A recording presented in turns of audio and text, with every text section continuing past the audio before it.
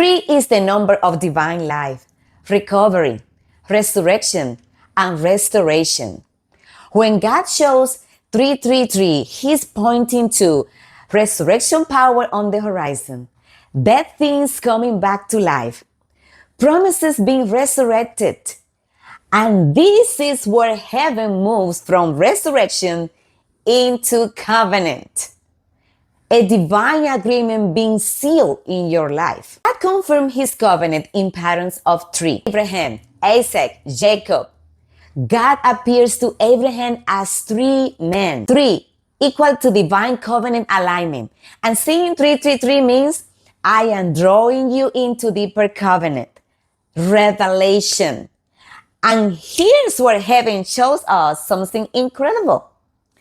The very blueprint of God revealed in the number 3. 3. The threefold nature of God.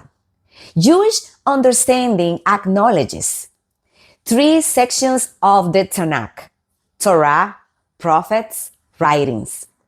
3 pilgrimage feasts: Passover, Pentecost, tabernacles.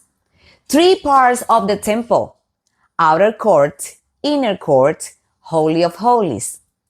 3 daily prayer times: morning, afternoon, evening. God, a Trinity God: Father God, Jesus the Son, and Holy Spirit. So, 333 equal God establishing order, balance, and structure in your spirit. And here's what it gets even more supernatural.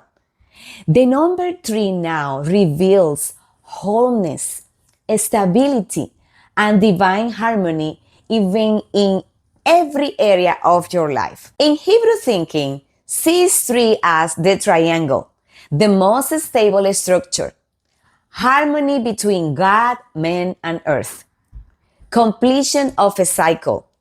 333 is fullness multiply, order multiply, stability multiply.